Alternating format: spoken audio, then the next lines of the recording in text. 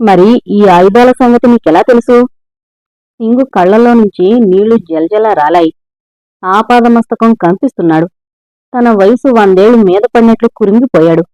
వెన్నుముక విరిగిపోయినట్లు బలహీనంగా జారి సీతాపతి కాళ్ళ దగ్గర కూలబడిపోయాడు. నన్ను క్షమించు సీతాపతి అన్నాడు వెక్కుతూ. తెల్లబోయాడు సీతాపతి. నేను నిన్ను క్షమించడమేంటి సత్యం? నువ్వు మహాత్ముల్లాంటి వాడివి. మహాత్ముడితో నన్ను పోల్చి ఆయన్ని అవమానపరచకు సీతాపతి. నేను మహాత్ముడిని కాను, మహాపాపాత్ముణ్ణి. నిజంగానే నా దేశం కోసమే నా దేహం అని ఎలుగెత్తి అరిచిన ఈ సత్యమే దేహాన్ని సుఖపెట్టడం కోసం దేశాన్ని తాకట్టు పెట్టేయాలని తాపత్రయపడ్డాడు సీతాపతి. నమ్మిన వాళ్ళని పరాయి దేశాలకి అమ్మాలని చూసిన ద్రోహిని నేను సీతాపతి. సీతాపతి పాదాలు పట్టుకుని విలపించడం మొదలుపెట్టాడతను. సింగు చెబుతున్నదేది తనకు అంతుబట్టినట్లు చూస్తూ నిలబడిపోయాడు సీతాపతి. అసలేం జరిగింది సత్యం అన్నాడు చాలాసేపటి తర్వాత. ఏం జవాబు వినవలసొస్తుందో అన్న భయం ఆయన మొహంలో ప్రస్ఫుటంగా కనబడుతోంది. చిన్నపిల్లాళ్ల నేలమీద పడి రోదిస్తున్నాడు సింగు. భ్రమలో ఉండి దేశం కోసం ఇంకా అడవుల్లోనే ఉంటూ లేని శత్రువుల్ని తప్పించుకుని తిరుగుతూ వచ్చేసిన స్వాతంత్ర్యం కోసం పోరాటం జరిపే ప్రయత్నాల్లో నిండు జీవితాన్ని వృధా చేసుకున్న మిత్రుణ్ణి చూస్తూ ఉంటే పాలు తాగిన రొమ్మునే గుద్దినట్లున్న తన ప్రవర్తన గుర్తొచ్చి దుఃఖం ఆగడం లేదు అతనికి. నోట మాట రావడం లేదు.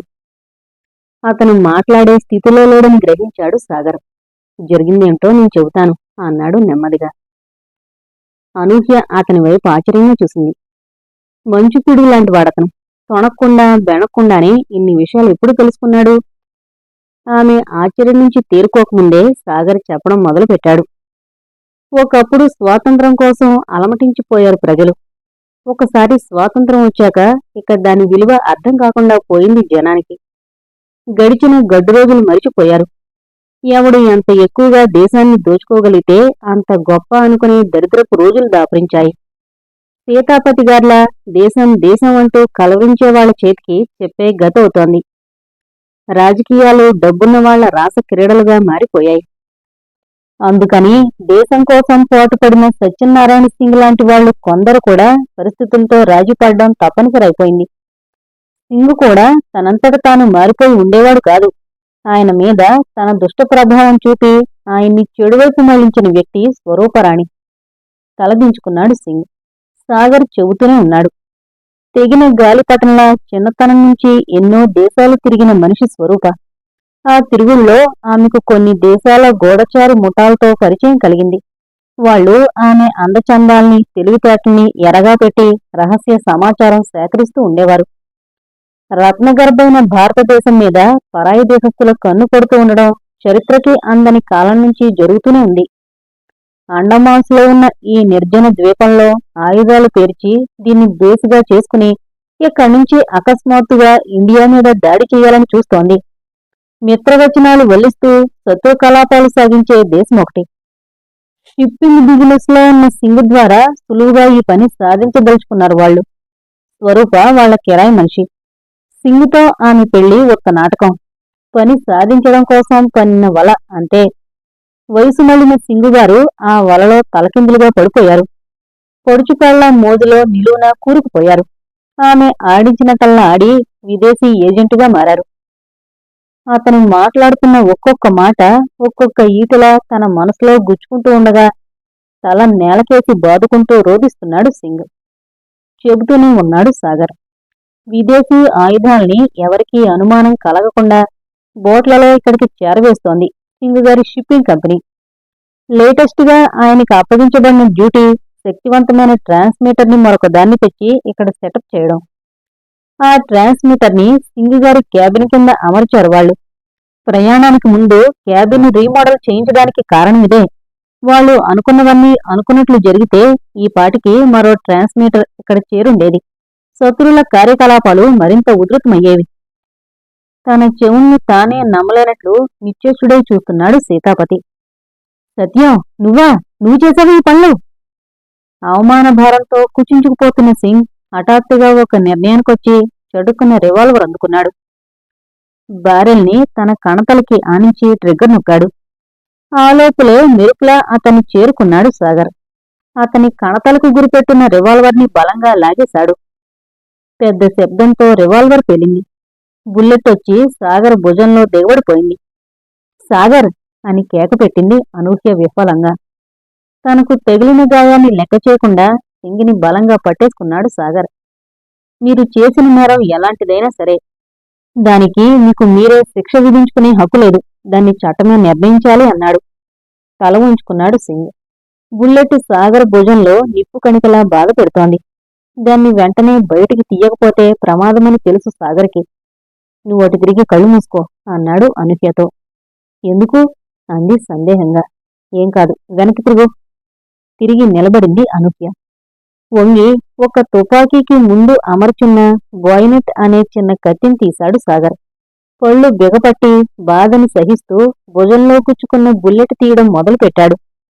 వెనక్కి తిరిగి నిల్చున్న అతను చేస్తున్నదేమిటో అర్థమవుతోంది అనూహ్యకి. పెదిమలు కొరికిపట్టి దుఃఖాన్ని ఆపుకుంటోందామె. ఎముక దాకా వెళ్లిపోయింది బుల్లెట్.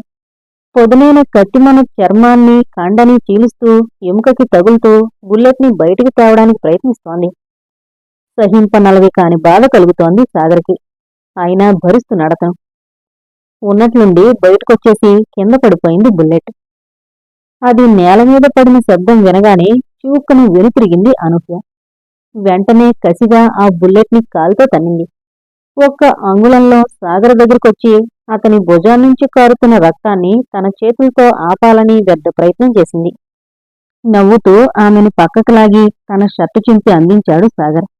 దాంతో అతనికి కట్టుకట్టింది అనూహ్య. రక్తం కారడం ఆగలేదు. ఆదుర్దాగా చూసింది అనూహ్య. తేలిగ్గా చపరించేసి, అదే తగ్గుతుంది, ఇక మనం పైకి వెళదాం అన్నాడు సాగర్. అందరూ కదిలారు.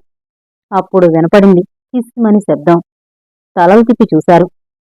సరసరా పాకుతూ వస్తోంది ఒక తాచుపాము. దానికి అభిముఖంగా వస్తోందక ముంగీస. వాటి రెండింటికీ జాతి వైరం ఉంది. తాచుపాము వేగం, దాని విషం తాలూకా ప్రభావం తెలిసిన పెద్ద పెద్ద క్రూర మృగాలు కూడా దాన్ని తప్పించుకుని తిరుగుతాయి.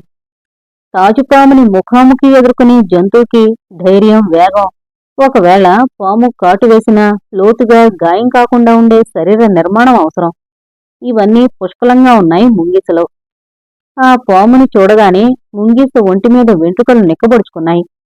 దాంతో అది రెట్టింపు సైజుకి పెరిగినట్లు కనపడసాగింది. పాము చుట్టూ గుండ్రంగా తిరుగుతూ అది తన మీద దాడి చేసేదాకా కవ్వించింది ముంగీస.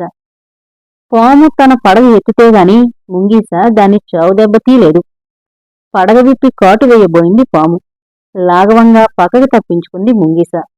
మళ్లీ కాటు వేసింది పాము. వేగంగా మళ్లీ పక్కకు పరిగెత్తింది ముంగీస. ముంగీసలో ఉండేటంత వేగమైన రిఫ్లెక్స్ యాక్షన్ మరే జంతువులో ఉండదు. గ్రహించిన సమాచారం మెదడుకి అందించడం, మెదడు దాన్ని నాడీ మండలానికి చేరవేయడం, కండరాల్లో కదలిక రావడం, ఇవన్నీ ఒకేసారి జరిగినట్లు కనిపిస్తాయి ముంగీస దేహంలో. అంతేగాక ప్రత్యర్థి ఎత్తులను ముందే గ్రహించి దానికి తగిన పై ఎత్తులు వేస్తున్నట్లు కనబడుతోంది ముంగీస. కాటు వేయడానికి చాలాసార్లు ప్రయత్నించింది త్రాచు. ముంగీస అటు ఇటు పరిగెడుతూ దాన్ని కవ్విస్తూ అది శక్తి కోల్పోయేలా చేసింది. శక్తి ఉడిగిపోయి నీరసంగా తల వంచేసింది పాము.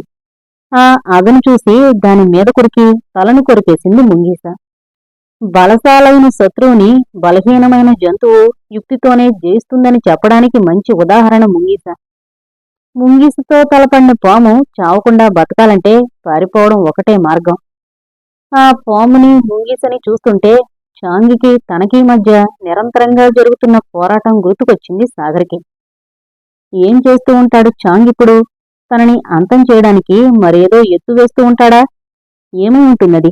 మానవ రూపంలో ఉన్న పర్వతంలాంటి చాంగ్ని దేహబలంతో ఎదుర్కోవడం అసంభవం ఎవరికైనా. ఎత్తుకి పై ఎత్తు వేస్తూనే అతన్ని చిత్తు చెయ్యాలి, ఈ ముంగీస పాముని చేసినట్లు. అక్కడ సాగర్ని, అనూహ్యని చంపడానికి తాను చేసిన ఏర్పాట్లేమిటో స్వరూపతో చెప్పడం మొదలుపెట్టాడు చాంగ్. గుహలో వెలుగుతున్న కాగడా వెలుతురులో స్వరూప, చాంగుల నీడలు గోడల మీద పిశాచాల్లా ఊగుతున్నాయి. ఫినిష్ అన్నాడు చాంగ్ క్రూరంగా నవ్వుతూ. ఈ పాటికి ఈ జనమంతా తలోచోట చచ్చిపడుంటారు. సాగర్గాడు మాత్రం ఆ పిల్ల దాంతోబాటు నిధి దగ్గరికెళ్ళి అక్కడ కుక్కచావు చచ్చుంటాడు. ఇక మన పనల్లా శవాల్ని వెతుక్కుంటూ వెళ్లి బంగారం తెచ్చేసుకోవడమే. సాగర్, అనూహ్య కూడా చనిపోవడం తప్పదని రూఢి అయిన తర్వాత మనసు కొంచెం చేదుగా అయిపోయినా బంగారం అన్న మాట వినగానే వికసించింది స్వరూపమొహం. అయినా ఉండబట్లేక వాళ్ళని చంపడానికి చేసిన ఏర్పాట్లేవో నాతో చెప్పకూడదా అంది గారంగా. చెబుతా తొందరెందుకు? ఇక మనకు కాంపిటీషన్ ఎవడూ లేడు. తీరిగ్గా సెలబ్రేట్ చేసుకుంటూ కబుర్లు చెప్పుకుందాం అని నవ్వి హిప్పు పాకెట్లో నుంచి నారతో కట్టిన పొట్లంలాంటిది తీశాడు. అందులో ముదురు రంగు చూర్ణం ఏదో ఉంది. చిటికెడు తీసుకుని ముక్కు దగ్గర పెట్టుకుని గట్టిగా గాలి పీల్చాడు. మత్తుగా ఉంది. ఏంటది? ముక్కుపొడా? అంది స్వరూప. ముక్కుపొడి అయితే పొగాకుతో చేసింది కాదు. ఒక రకమైన చెట్టు తాలూకా ఆకుల పొడి. ఈ ద్వీపంలోనే ఎక్కువగా పెరుగుతాయి ఆ చెట్లు. చిటికెడు పీల్చామా సామిరంగా స్వర్గానికి బెత్తుడు దూరంలోకి పోయినట్లే.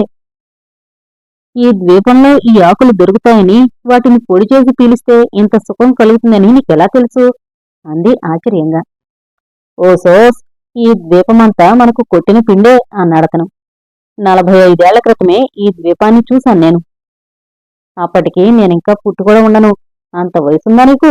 అంది దృఢంగా కనబడుతున్న అతని శరీరాన్ని చూస్తూ. నవ్వి చెప్పడం మొదలుపెట్టాడు చాంగు. 45 ఏళ్ల క్రితం ఒక షిప్పులో కళాశీగా పనిచేసేవాణ్ణి నేను. దానికి కెప్టెన్ సైతాన్. అది వాడి అసలు పేరు కాదులే, ముద్దు పేరన్నమాట. వాడి ముందు సైతాన్ ఏమాగుతాడు? హింస పెట్టడంలో వాడి దగ్గరే ఆలు నేర్చుకోవాలి. సైతాన్ సముద్రంలో ఏ షిప్పు ఎదురైనా దాన్ని దోచుకుని నిప్పుపెట్టి కాగితపు పడవలా కాల్చేస్తూ ఉండేవాడు. అట్లా చేసి అంతులేని డబ్బు సంపాదించాడన్నమాట. అయితే ఏం లాభం? వాడికో వెర్రుండేది. దానికోసం డబ్బంతా తగలేశాడు. వెర్రా? ఏం వెర్రి? బుక్కు. బుక్కు కోసం వెతకడంలో వాడి డబ్బంతా ఖర్చయిపోయింది. బుక్కేమిటి? ఆమెని ఆశ్చర్యంగా చూశాడు చాంగు. బుక్కు సంగతి తెలీదానికో? అండర్ వరల్డ్తో సంబంధం ఉన్న ప్రతి గాడిదకి తెలుసునే. ఓహ్, ఆ బుక్కా? అంది స్వరూప ఉత్సాహంగా ముందు కొంగుతూ. విన్నాను కాని వివరాలు తెలియదు, చెప్పు ప్లీజ్. ఆమె కళ్లల్లో ఆశ కనబడుతోంది. మరో చిటికెడు చూర్ణం పీల్చాడు చాంగు. ఇనుమడించిన ఉత్సాహంతో చెప్పడం మొదలుపెట్టాడు. దాదాపు అన్ని దేశాల్లో కూడా, ముఖ్యంగా మధ్యయుగంలో చౌకరకం లోహాల్ని బంగారంగా మార్చే రససిద్ధి విద్య కోసం తప్పించిపోయిన వాళ్లు చాలామందున్నారు. ఎంతోమంది ఎన్నో రకాల పరిశోధనలు చేశారు. అయితే వాళ్ల పరిశోధనల సారమంతా ఎవరికీ అర్థం కాని చిత్రమైన గుర్తులతోనూ, వాళ్లకి మాత్రమే అర్థమయ్యే సాంకేతిక పదాలతోనూ రాసుంచడం వల్ల కురుకుడు పడకుండా ఉండిపోయింది. అలాంటి పుస్తకాల్లో ముఖ్యమైనదే the book Abraham the Jew. చాలా ప్రాచీనమైన పుస్తకం అది. ఈ పుస్తకం నికోలస్ ఫ్లామెల్ అనే సుడిగాడికి దొరికింది. ఎప్పుడు? 1357లో. దానిమీద ఏం రాసుందో తెలిసినా మతాధికారులు, రచయితలు తప్ప మరెవరు చదివినా అమాంతం చచ్చి ఊరుకుంటారని. మన ఫ్లామెల్ మహాశయుడు కూడా రచయితల జాతికి చెందినవాడే. ప్యారిస్లో డబ్బున్న పెద్ద మనుషులకు సంతకాలు పెట్టడం నేర్పిస్తూ ఉండేవాడతను. అందుకని ధైర్యం చేసి పుస్తకం తెరిచి చదివాడు. కాని అర్థమై చేస్తేనా? ఎవరైనా యూదు జాతికి చెందినవాళ్లు తప్ప మరే మనిషి దాని మతలబు గ్రహించలేడనే నిర్ణయానికొచ్చాడు ఫ్లామెల్. ఊరంతా గాలించి చివరికి ఒక యూదు జాతీయుణ్ణి పట్టుకుని అతని చేత చదివించాడు. చిత్రమైన గుర్తులతో, బొమ్మలతో ఉన్న ఆ పుస్తకాన్ని చదివి వినిపించడం మొదలుపెట్టాడు ఆ యూదు జాతీయుడు. కాని పని పూర్తి కాకముందే అతను చచ్చి ఊరుకున్నాడు. మరి అతను మతాధికారో రచయితో కాదు కదా, అందుకనన్నమాట. దాంతో ఆ పుస్తకం మీద మరింత గురి కుదిరింది ఫ్లామెల్కి. అప్పటి వరకు తను విన్న సమాచారంతో ముందుకి సాగవచ్చునని ధైర్యం కూడా కలిగింది. నానా తిప్పలు పడి 1382లో వైట్ ఎల్జిగర్ అనే రసాయనం తయారు చేశాడు. దాన్ని కరుగుతున్న సీసానికి కలిపితే అది వెండిగా మారింది. కొన్ని నెలల తర్వాత రెడ్ ఎల్జిగర్ అనే రసాయనం తయారు చేశాడతను. దాన్ని పాదరసానికి కలిపితే అది బంగారంగా మారింది. ఆ తర్వాత ఎంత బంగారాన్ని తయారు చేశాడంటే 14 హాస్పిటల్స్, 3 చర్చిలు కట్టించి ఇంకా ఎన్నెన్నో దానధర్మాలు చేసేంత భాగ్యవంతుడైపోయాడన్నమాట. చివరికి తన 147వ సంవత్సరంలో బాల్చి తన్నేశాడు. అతని ఇల్లు, సమాధి ఎలుకలు తవ్వినట్లు తవ్వేశారు జనం. ఆ పుస్తకం కనబడుతుందేమోనని. కాని ఫ్లామిల్ మాత్రం బంగారం తయారు చేసే రహస్యాలున్న the book of Abraham the జూని తన సమీప బంధువు ఒకడికి దారదత్తం చేసేశాడు తన విల్లు ద్వారా. ఆ తర్వాత 200 సంవత్సరాలకు అది ఒక ఫ్రెంచ్ మతాధికారి దగ్గరకు చేరింది. ఆయన దాన్ని చదివి అర్థం చేసుకోలేకపోయాడు. ఆయన చచ్చాక మంత్రం వేసినట్లు మాయమైపోయింది ఆ బుక్కు. కాని అంత విలువైన పుస్తకం ఇప్పటికీ ఎక్కడొక్కడ ఉండి తీరాలి కదా. మెడ మీద తలకాయున్న ప్రతి మగాడు దానికోసం వెతకడమే కదా అనుకొని డబ్బంతా తగలేసి దానికోసం ప్రపంచమంతా గాలించాడు కెప్టెన్ సైతాన్. చివరికి పట్టేశాడనుకో, అప్పుడు మొదలైంది అసలు కథ. నేను దాన్ని వెతకడం కోసం వాడితో పాటు ప్రపంచమంతా తిరిగానా లేదా? మరి వాడు దానిలో షేర్ ఇవ్వాలా వద్దా? అక్కర్లేద్దనుకున్నాడు వాడు. నీ సంగతి నేను తేలుస్తాను అనుకుని ఒక రోజున ఆ బుక్కుని లంకించుకుని లైఫ్ బోటు ఒక దాన్ని రాత్రిపూట సముద్రంలోకి తోసేసి దానిలోకి దూకేశాను. కాని వెదవది వాళ్ళు చూసేశారు. తరిమి తరిమి నన్ను పట్టుకుని బుక్కుని షిప్పులోకి ఎక్కించారు. నన్ను మాత్రం ఎక్కించుకోలేదు రాకాసి వెదవలు. నన్న బోట్లోనే కూర్చోబెట్టి తెడ్డు కూడా లాక్కుని వెళ్ళిపోయారు. బోటులోనే మోకరించి కూర్చుని దీనాతి దీనంగా బ్రతిమలాడాని వాళ్ళని. వినిపించుకోలేదు వాళ్ళు. 3 రోజుల పాటు తిండి తిప్పలు లేకుండా ఆ బోట్లోనే ఉండిపోయాను. చుట్టూ ఎటు చూసినా నీళ్లు. నడినెత్తిన సూర్యుడు భగభగా మండుతుండేవాడు. ముళ్లకంప మొహం మీద పెట్టినట్లు గుచ్చుకునేవి సూర్యకిరణాలు. రాత్రుళ్ళు నెత్తురు గడ్డకట్టే చలి. ఇంకొకడైతే గంట తిరగకుండా గుండెకి చచ్చుండేవాడు. కాని వీడెవడు? చాంగుగాడు కదా. చాంగుగాడంటే చావు కూడా చచ్చేంత భయం కదా. అందుకని బోటు మునిగిపోయినా నేను ఈ ద్వీపం గట్టెక్కాను అంటూ లేచి నిల్చున్నాడు చాంగు. పద, మిగతా పురాణం వెళుతూ చెబుతాను. నడవడం మొదలెట్టారు. దట్టంగా ఉన్న చెట్ల ఆకుల మధ్య నుంచి జల్లెడు చిల్లుల్లోంచి పిండి పడుతున్నట్లు పడుతోంది వెన్నెల. చుక్కలు చుక్కలుగా ఆ వెన్నెల ఒంటిమీద పడుతుంటే మచ్చల చిరతలా కనబడుతోంది స్వరూప. చెంగున ఏదో చిన్న పక్షిలాంటిది వాళ్ల మొహాలకి అడ్డంగా గాల్లో దూసుకుపోయింది. దాని వెనకే మరొకటి మరొకటి. ఎగిరే ఉడతలు అన్నాడు చాంగు. అవి హడావిడిగా ఒక చెట్టు మీద నుంచి మరో చెట్టు మీదకి దూకుతున్నాయి. నేను ఈ ద్వీపం చేరుకున్న తర్వాత ఏమైంది, 2 ఏళ్లపాటు పిచ్చెక్కినట్లు తిరిగాను. అలా తిరుగుతున్నప్పుడు ఇక్కడ ఆకుల్లో మూలికల్లో ఉండే అద్భుతమైన లక్షణాలు చాలా తెలిసాయి నాకు.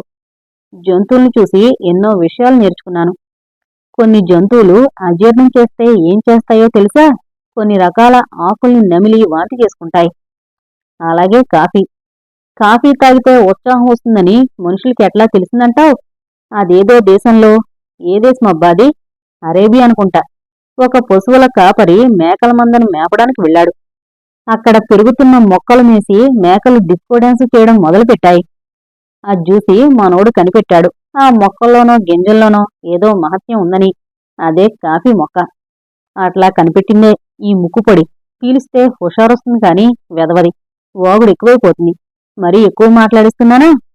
అబ్బే ఏం లేదు, నువ్వు మాట్లాడుతూ ఉంటే నాకు తన్మయంగా ఉంది అంది స్వరూప. నిజానికి అతనింత విపరీతంగా మాట్లాడడం ఎప్పుడూ చూడలేదు స్వరూప. అతనెంత వాగితే తనకంత మంచిది. ఈవాళ ఈ మైకంలో తన గుట్టంతా బయట పెట్టేసుకునేటట్లున్నాడు. మరో చిటికెడు చూర్ణం పీల్చాడు చాంగు. ఏం చెబుతున్నాను?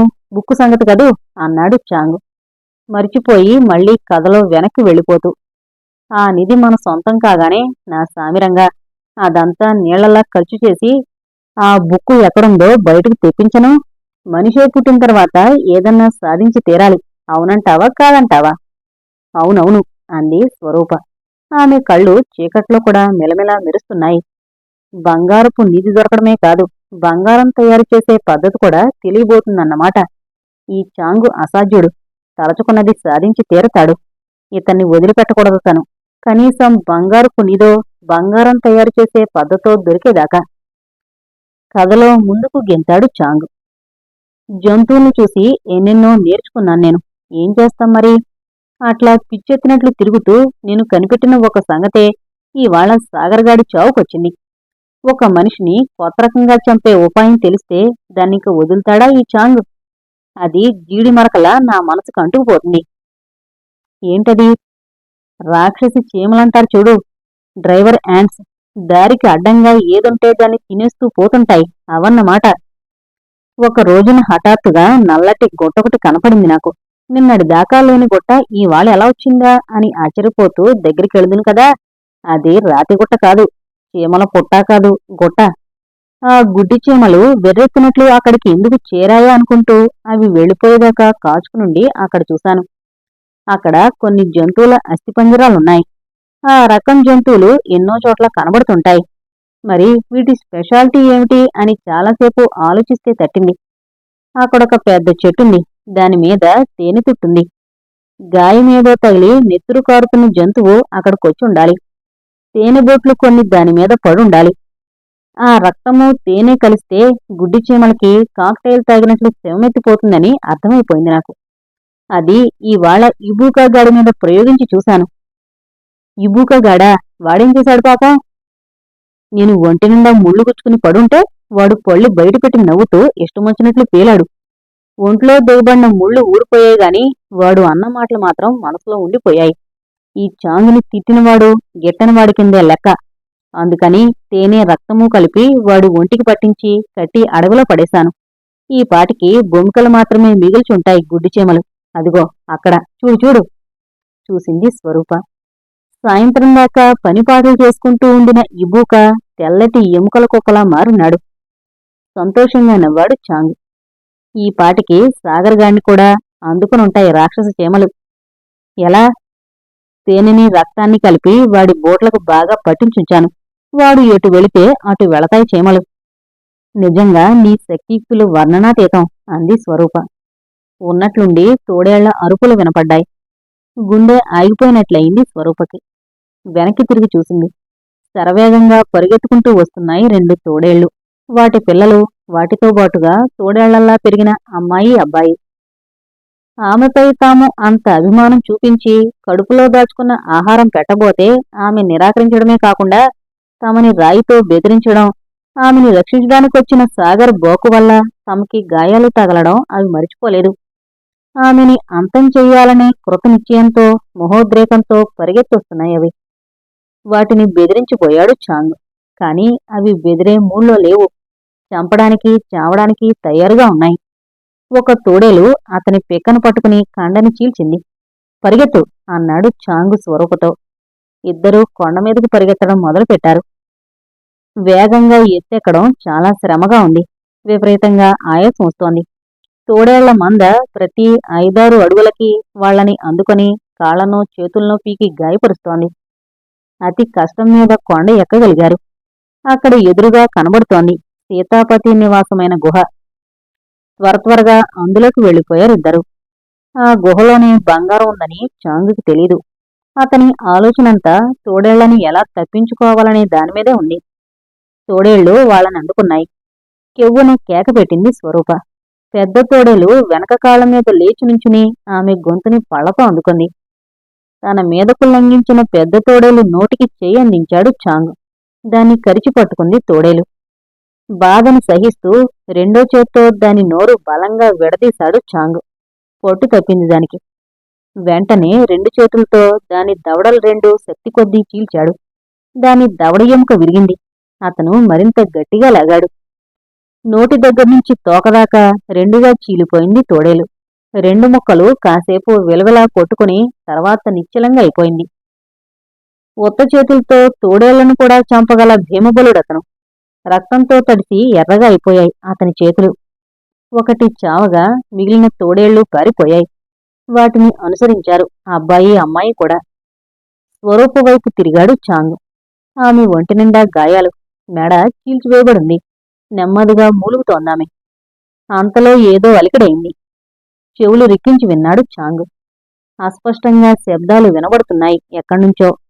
అవి ఎటునుంచొస్తున్నాయో అతనికి అర్థం కాలేదు. దిక్కులు చూస్తున్నాడు. ఆ శబ్దాలు మరింత దగ్గరయ్యాయి. చటుకున ఒక మూలకు చేరి నక్కి చూస్తున్నాడు చాంగు. హఠాత్తుగా నేలలో నుంచి మనుషుల తలలు బయటకొచ్చాయి. తర్వాత సాగర్, అనూహ్య, సీతాపతి, సింగు బయటకొచ్చారు సొరంగంలో నుంచి. దిగ్భ్రమ చెంది వాళ్ళందర్నీ చూస్తూ ఉండిపోయాడు చాంగు. అయితే ఈ సాగర్ గాడింకా చావలేదా?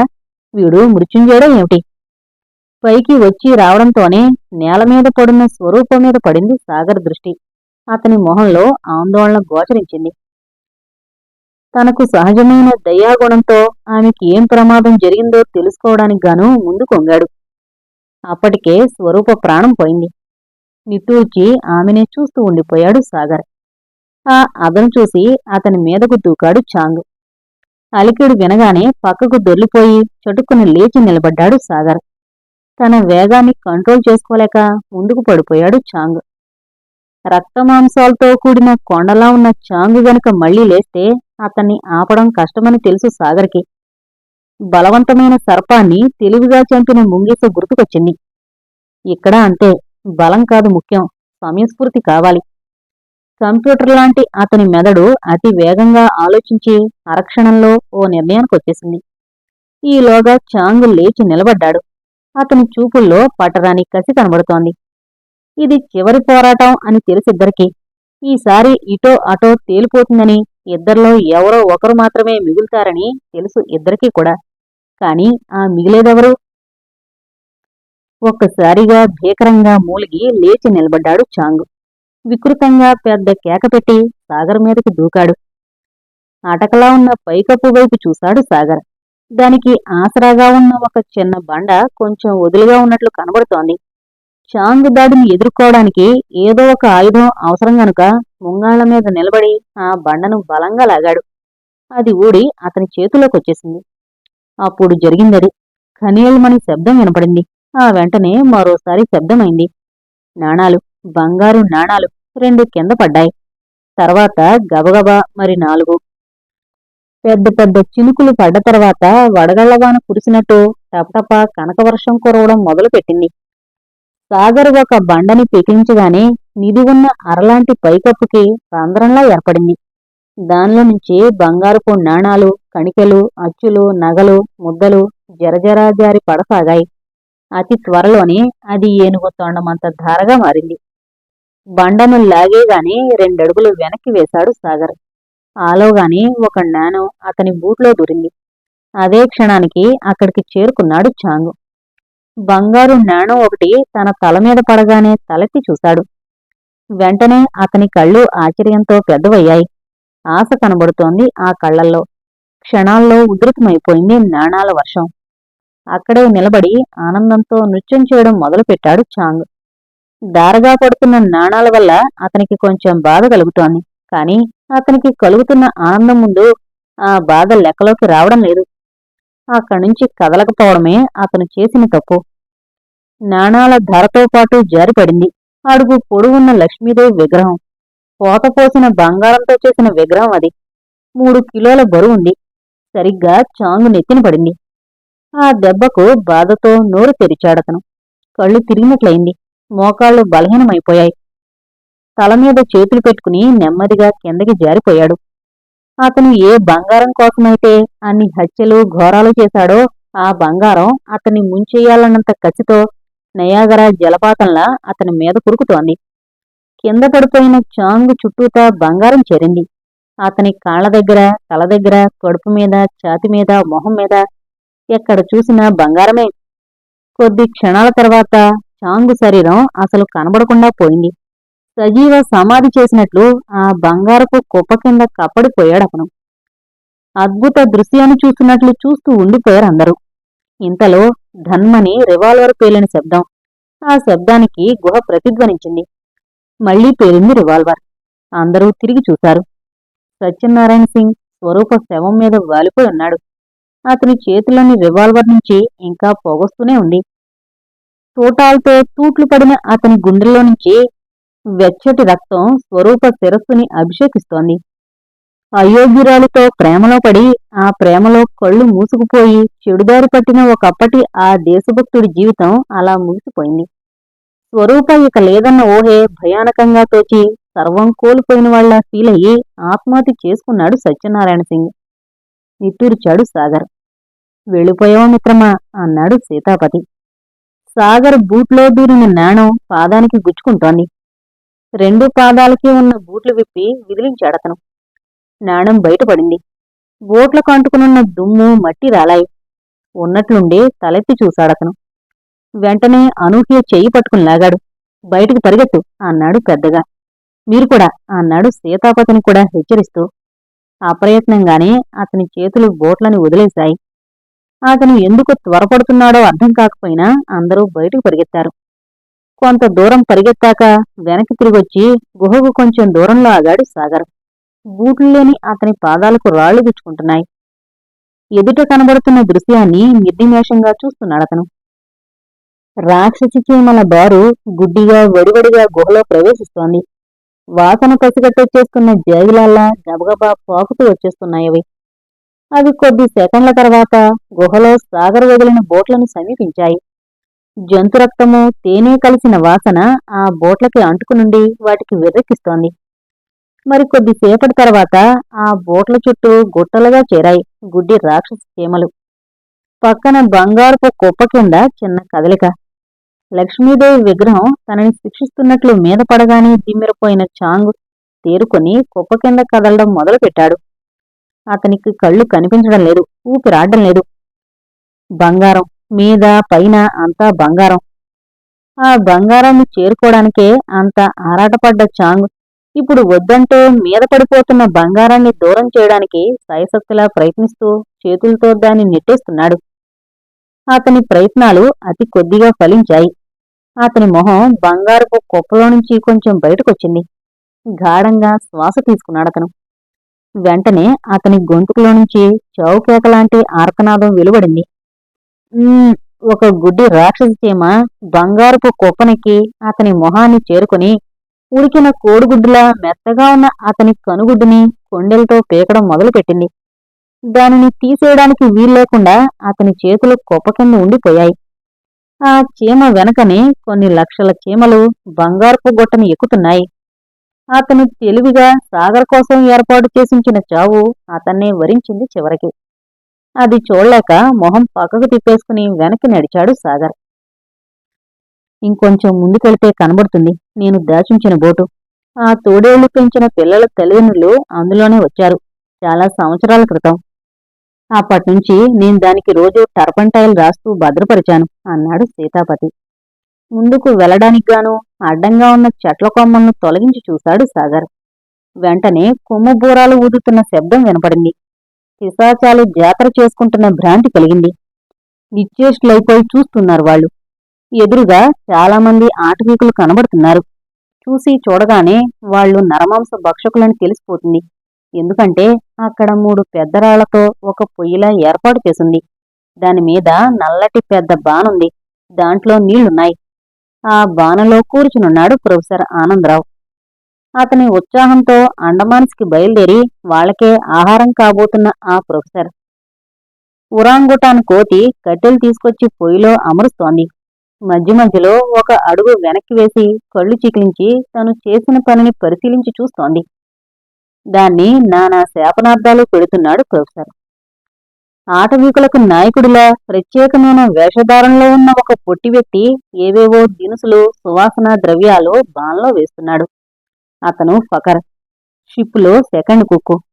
అయితే నల్లగా పొట్టిగా ఉండే ఫకర్ నిజానికి ఈ ఆటవీకుల తెగకు చెందినవాడన్నమాట అనుకున్నాడు సాగర్. ఓరి నిన్ను తగలయ్యా అని శోకాలు పెట్టడం మొదలుపెట్టాడు ప్రొఫెసర్. నోర్మై, నువ్వు నన్ను తగలేసేదేమిటి? నేను నిన్ను ఉడకబెట్టేస్తున్నాను అన్నాడు ఫకర్. బాబు నన్ను వదిలే, నీకు 10,000 దన్నాలు పడతా. అతని మాటలు పట్టించుకోకుండా కట్టెల మీద ఎండుటాకులు గడ్డి వేసి చెకుముకి రాయితో నిప్పు తయారు చేయడం మొదలుపెట్టాడు ఫకర్. నిప్పురవ్వలు రగులుతుంటే కళ్ళప్పగించి చూస్తూ బోరుని ఏడుస్తున్నాడు ప్రొఫెసర్. తను కలగజేసుకోవలసిన సమయం ఆసన్నమైందని గ్రహించాడు సాగర్. మెరుపు వేగంతో ముందుకురికి ఫకర్ని వెనకనుంచి పట్టేసుకున్నాడు. పొట్టిగా ఉండే ఫకర్ తలెత్తి చూసి వెంటనే కెప్టెన్ సార్ అన్నాడు సంతోషంగా. అతని మొహంలో ఆశ్చర్యం కనపడ్డం లేదు. ఈ క్షణంలోనో మరుక్షణంలోనో సాగర్ అక్కడికొస్తాడని అతను ఊహిస్తున్నట్లే ఉంది. కెప్టెన్ సార్, మేడమేరి? చెట్ల చాటు నుంచి అనూహ్య, సీతాపతి నెమ్మదిగా బయటకొచ్చారు. గుడ్ మార్నింగ్ మేడం సాబ్ అన్నాడు ఫకర్ పెద్దగా. మొల చుట్టూ ఆకులు చుట్టుకుని ఉన్న ఫకర్ ఇంగ్లీషు పదాలు హిందీ పదాలు కలిపి ఉపయోగిస్తుంటే చూస్తూ వింటున్న వాళ్ళకి చిత్రంగా తోస్తోంది. సీతాపతిని కూడా చూశాడు ఫకర్. అయినా కూడా ఆశ్చర్యపోయి ఈ కొత్త మనిషి ఎవరు అని ప్రశ్నించలేదు. ఓహో, అయితే ఈయన్ని కూడా మీరు చూశారన్నమాట అన్నాడు చాలా మామూలుగానే. అతనికి సాగర్ సామర్థ్యం మీద చెప్పలేనంత విశ్వాసం ఉన్నట్లుంది. వాళ్ళను చూడగానే ఏడుపు పెద్దది చేశాడు ప్రొఫెసర్.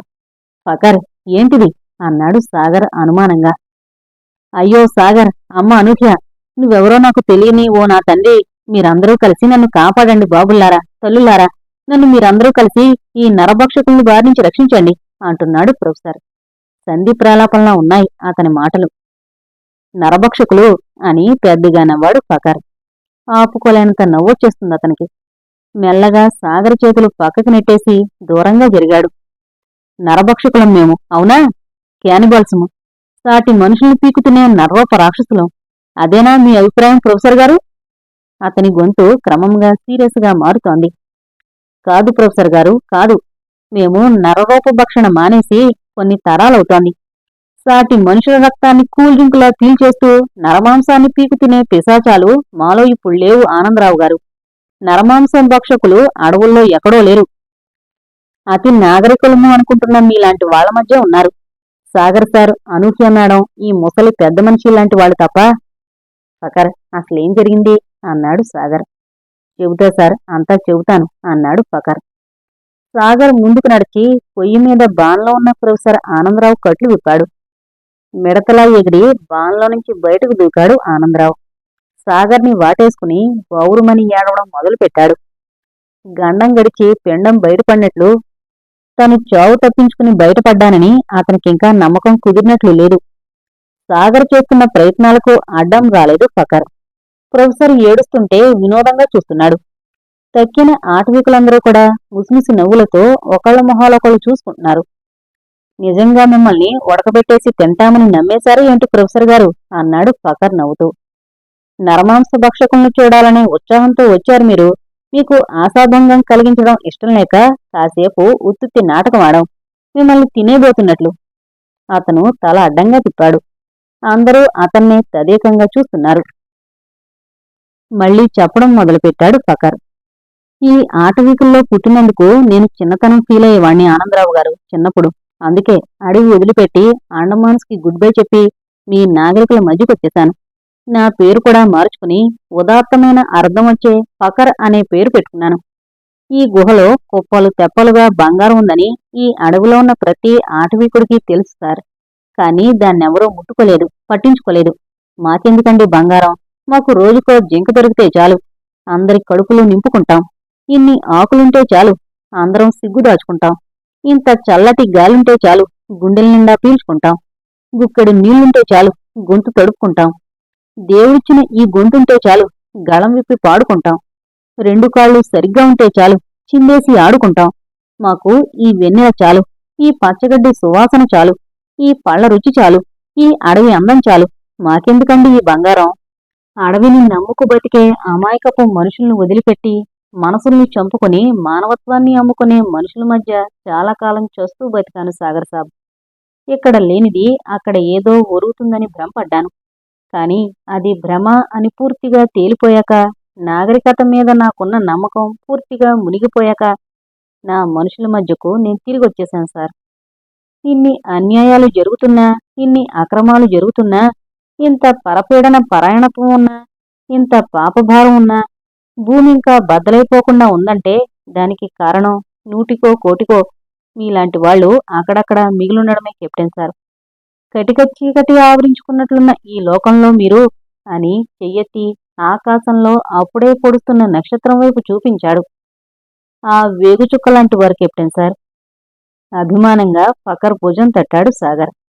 పెద్ద పెద్ద మాటలెందుకు ఫకర్, మామూలు మనిషినే నేను. నోరెళ్లబెట్టి ఇదంతా వింటున్నాడు ప్రొఫెసర్. ఆటవీకులు తనని భక్షించబోవడం లేదని అప్పటికి నమ్మకం కుదిరింది అతనికి. ఓరి నీ అసాధ్యం కోలా, నువ్వు గొప్ప కుక్కువే కాక మహా గొప్ప యాక్టర్ అన్నమాట. భలే భలే. మరి నేను మాత్రం తక్కువ తిన్నానా ఏమిటి? నాకెప్పుడో తెలుసు. మన ఫకర్ నన్నెందుకు తింటాడు, ఇదంతా ఉత్త ఫార్సులే అని కనిపెట్టేశా. అయినా పాపం వీళ్ళ సరదా మనమెందుకు చెడగొట్టడం అని ఆలోచించి అని ఆగి బాబోయ్ అని పక్కకు గెంతాడు ప్రొఫెసర్. ఒరాంగుటాను కోతి వెనక నుంచొచ్చి ఆయన భుజాల మీద చేతులు వేసి తడితడిగా ఉన్న తన మూతిని ఆయన మెడక ఆనించింది. నవ్వేసింది అనూహ్య. తిరుగు ప్రయాణం. ఆ తర్వాత చకచకా సాగిపోయాయి సంఘటనలు. బోటు తీసుకుని అనూహ్యతో పాటు అండమాన్స్ ద్వీపాలకి రాజధాని అయిన పోర్ట్ బ్లేర్ చేరుకున్నాడు సాగర్. జరిగిందంతా భారత ప్రభుత్వానికి వివరంగా రిపోర్ట్ పంపించాడు. భారత భూభాగమైన అండమాన్స్లోనే దొరికాయి కాబట్టి నిధిలోని బంగారం, ఏనుగుల శ్మశానంలోని అసంఖ్యాకమైన దంతాలు, గుహలోని ఆయుధాలు అన్నీ భారత ప్రభుత్వానికే చెందుతాయని, వాటిని జాగ్రత్తగా తరలించే ఏర్పాట్లు చేయమని కోరాడు. అతను సాహసోపేతంగా సాధించిన ఘన విజయాలను ప్రశంసించింది ప్రభుత్వం. నిధిని, ఏనుగు దంతాల్ని, ఆయుధాల్ని మెయిన్లాండ్ చేర్చడానికి గాను పోర్ట్ బ్లేర్లోని ఒక షిప్పుని మళ్లిస్తున్నామని, దానికి సమర్థుడైన కెప్టెన్ కావాలని, సాగర్ కంటే సమర్థుడు వేరెవరూ దొరకరు కనుక అతన్ని దానికి కెప్టెన్గా నియమిస్తున్నామని తెలియజేశారు. ఇదంతా పూర్తయ్యేసరికి 3 రోజులు పట్టింది. పోర్ట్ బ్లేర్ చేరగానే ముందు వైజాగ్కి కాంటాక్ట్ చేసి అనూహ్య తల్లిదండ్రుల చేత మాట్లాడించాడు సాగర్. ఆ 5 నిమిషాల సేపు ఏడుస్తూనే ఉంది అనూహ్య. ఆమె కళ్ల వెంబడి నీళ్లు కారుతున్నాయి. అయితే ఆ ఏడుపు దుఃఖం వల్ల రాలేదు, సంతోషం వల్ల వస్తోంది. అవి కన్నీళ్లు కావు, ఆనందాశ్రువులు. అవి కన్నీళ్లు కావు, ఆనందాశ్రువులు.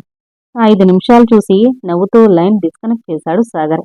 ఇంక చాలు, ఇవాళ నీకు మాటలు వచ్చేలా లేవు అంటూ. ఆ తర్వాత 3 రోజుల పాటు పోర్ట్ బ్లేర్ అంతా తిరిగి చూశారు సాగర్, అనూహ్య.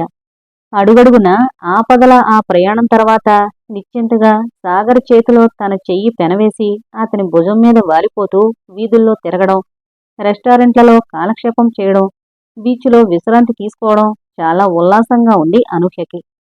ఇతంతో ఇలాగే జీవితం గడిచిపోవడం కంటే వేరే అదృష్టం నాకేమీ వద్దు భగవాన్, నిజంగానే వద్దు అనుకుంది చెప్పలేనన్నిసార్లు. 4వ రోజున షిప్పు బయలుదేరి నిదున్న ద్వీపానికి దగ్గరలోనే ఒక జలసంధిని చేరుకుంది. అంత పెద్ద షిప్పునే సునాయాసంగా ఆ ఇరుకు జలసంధిలో నిలిపాడు సాగర్. బంగారం, దంతాలు, ఆయుధాలు షిప్పులోకి తరలించడం ప్రారంభమైంది. మహోత్సాహంతో వాటిని బోట్లోకి చేరవేస్తున్నారు ఆటవీకులు. ఆ బంగారం అంతా తమ ద్వీపం నుండి దూరంగా వెళ్లిపోతున్నందుకు వాళ్ళకెంతో సంతోషంగా ఉన్నట్లుంది. బోటు నిండగానే సరుకుని సముద్రంలో మెల్లగా ఊగుతున్న షిప్పు దగ్గరికి తీసుకెళ్లి పైకి చేరవేస్తున్నారు. అంతమంది శ్రమపడి పనిచేస్తున్నా ఆ పని పూర్తి కావడానికి 1 వారం రోజుల పైన పట్టింది. దేశాన్ని దోచుకుంటున్న బ్రిటిష్ వారిని దోచి రంగరాజు దాచిన బంగారం దాదాపు 125 సంవత్సరాల తర్వాత తిరిగి దేశానికి ఉపయోగపడడం కోసం తిరుగు ప్రయాణం మొదలుపెట్టింది. ఈ 1 వారం రోజుల పాటు ఆనందంగా గడిచిపోయింది అనూహ్యకి. ఇష్టం వచ్చినట్లు అడవంతా తిరగడం, నచ్చిన పూలు తెంపి తల్లో పెట్టుకోవడం, మెచ్చిన పళ్ళు తెంపి తినడం, రాత్రిపూట 6 బయల్లో చంద్రుని చూస్తూ సాగర్ పక్కన పడుకుని కబుర్లు చెప్పుకోవడం. మనం సిటీకి తిరిగి వెళ్ళిపోతే ఈ అనుభూతి ఇంక తిరిగి రాదు అంది ఒక రోజున కొంచెం దిగులుగా. ఈ అనుభూతిని వెతుక్కుంటూ మళ్ళీ మనమే వద్దాం, ఒకసారి కాదు మళ్ళీ మళ్ళీ వద్దాం అన్నాడు సాగర్. ప్రామిస్, ప్రామిస్ అంటూ ఆమె చేతిలో చేయి వేసి ఆ చేతిని దగ్గరగా లాక్కున్నాడు సాగర్. చివరికి షిప్పుకి లంగరెత్తారు. కర్ణ కఠోరంగా శబ్దం చేస్తూ లంగర్ని పైకి లాగుతున్న గొలుసుని వింతగా చూశారు. తీరం వెంబడే బోరులు తీరి నిలబడ్డ ఆటవీకులు. అదేమిటో వాళ్లకు వివరించి చెబుతున్నాడు వాళ్ల నాయకుడు, ఒకప్పటి నావికుడు అయిన ఫకర్. షిప్పు కూత వేసింది. ఆటవీకుడి వేషంలోనే ఉన్న ఫకర్ స్మార్ట్గా, స్టైలుగా సెల్యూట్ చేశాడు వీడుకోలు సూచకంగా. అంతవరకు బైనాక్యులర్లో నుంచి తీరం వైపు చూస్తున్న అనూహ్య ఉలిక్కిపడి అదేమిటి అంది. బైనాక్యులర్ సందుకొని చూశాడు సాగర్. తోడేళ్లు పెంచిన అమ్మాయి, అబ్బాయి అచ్చం తోడేళ్లులాగానే ప్రవర్తిస్తూ మనుషులకు కొంచెం దూరంలో నిలబడి నాలుకలు బయటపెట్టి రూపుతూ చూస్తున్నారు. వెంటనే సాగర్ కనుబొమ్మలు ముడిపడ్డాయి. సాలోచనగా చూస్తున్నాడతను. వీళ్లను వెనక్కి తీసుకువెళితే బాగుంటుందా? వెనక్కి తీసుకువెళితే తోడేళ్లల్లా పెరిగిన వీళ్లని జూలోని జంతువుల్లా చూస్తారు జనం. వేడుకగా వేధిస్తారు, మానసికంగా మదన పెడతారు, చిత్రహింసలు పెట్టి చంపుతారు. ఫకర్ చెప్పినట్లు ఎక్కడికన్నా వాళ్ళు నగరాల్లో బావుకునేదేముంది? ఇక్కడ ప్రకృతి మాత ఒడిలో ముద్దుబిడ్డల్లా పెరుగుతున్నారు. అక్కడికొస్తే కృత్రిమ, యాంత్రిక జీవనం. కాని ఎంతైనా వీళ్ళు మనుషులే. ఎలా వదిలేసిపోగలడు తను? మనసు ఎలా సరిపెట్టుకోగలడు? షిప్పుని ఆపమని క్రూకి ఆర్డరిచ్చి ఫకర్కి సిగ్నల్ పంపించాడు సాగర్. వాళ్ళని బోట్లో తీసుకొచ్చి షిప్ ఎక్కించమని. అది అర్థం చేసుకున్నా మెదలకుండా ఉండిపోయాడు ఫకర్. అతనికి తెలుసు, నాగరికుల మధ్య తనలాంటి మొండివాడే బతకలేకపోయాడు. ఇక జంతువుల్లాంటి ఈ పిల్లలు బతకగలరు అనుకోవడం అత్యాశ. తను చేస్తోందేమిటో సాగర్కి కనబడకుండా జాగ్రత్త పడుతూ ఆ అమ్మాయిని అబ్బాయిని నెమ్మదిగా అదిలించాడు ఫకర్. వాళ్ళు వెనుతిరిగి కాళ్ల వేళ్లమీద చేతుల వేళ్లమీద బొరువారిస్తూ శరవేగంతో పరిగెత్తి వెళ్లిపోయి తమ పెంపుడు తల్లిని చేరుకున్నారు. ఆ కొద్ది క్షణాల వ్యవధిలోనే వాళ్ళు ఏమైపోయారో తెలియక ఆక్రోశిస్తోన్న తల్లి తోడేలు సేదతీరి వాళ్ల ఒంటిని ఆప్యాయంగా నాకడం మొదలుపెట్టింది. ఇదంతా చూస్తున్న సాగర్ నిర్లిప్తంగా తల పంకించి సిబ్బందికి మళ్లీ ఆర్డర్ ఇచ్చాడు. మెల్లిగా కదిలి మెయిన్లాండ్ దారి పట్టింది షిప్పు. అప్పుడు ఉన్నట్టుండి కెవ్వున కేక వినపడింది. ఆ గొంతు అనూహ్యది. ఒక్క ఉదుటును లేచి ఆ కేక వినపడిన వైపు పరిగెత్తాడు సాగర్. మళ్ళీ ఏమైంది? కాని అక్కడ కనపడిన దృశ్యం చూడగానే అతని పెదవుల మీద అప్రయత్నంగానే చిరునవ్వు మెరిసింది. కాలక్షేపం కోసం యాపిల్ పండు ఒకటి తీసుకుందామని డీప్ ఫ్రిజ్ రూంలోకి వెళ్లిన అనూహ్య లోపలికి వెళ్లగానే తను ఇదివరకు ఆ రూంలో చిక్కుకోవడం, తర్వాత పడిన కష్టాలు అన్నీ గుర్తొచ్చి భయంతో కేకవేసింది. ఒక్క అంగలో ఆమెని చేరి చుట్టూ చేతులు వేసి గాఢంగా కౌగిలించుకున్నాడు సాగర్. అనూహ్య, ఇటు చూడు, నేను, భయం లేదు. ట్రాన్స్లో నుంచి బయటకొస్తున్న దానిలా చూసింది అనూహ్య. తర్వాత మెల్లిగా ఆమె పెదిమలు నవ్వుతూ విచ్చుకున్నాయి. అతనికి హత్తుకుపోతూ, ఈ డీప్ ఫ్రిజ్ రూమే మనల్ని సగంలో ఆపేసి భావగర్భితంగా చూసింది. దీనివల్లే, అవును, థ్యాంక్స్ చెప్పాలి అన్నాడు సాగర్. ఇద్దరూ నవ్వుకున్నారు. మోర్స్ కోడ్లో మాట్లాడుకుంటున్నట్లు అనిపిస్తున్న వాళ్ల సంభాషణ సీతాపతి తాతయ్య గారికి అర్థం కాలేదు. ఆయన కొద్దిసేపటి నుంచి గమనిస్తున్నాడు వాళ్లను. ఆయనకు అర్థమైందల్లా వాళ్ళిద్దరూ చక్కటి జంట అని, మేడ్ ఫర్ ఈచ్ అదర్ అన్నీను. ఇంతటితో వేగుచుక్క అనే నవల కంప్లీట్ అయిందండి. నవల మీకు ఎలా అనిపించిందండి? బాగుందా? నాకు కామెంట్స్లో తెలియజేయండి. అలాగే మీకు తెలిసిన డిఫరెంట్ స్టోరీస్ ఉన్న నవలల పేర్లు నాకు తెలియజేస్తే వాటిని నేను చదవడానికి ప్రయత్నిస్తాను. మన ఛానల్ను లైక్ చేసి సబ్స్క్రైబ్ చేసుకోవడం మాత్రం మర్చిపోవద్దు. Thank you.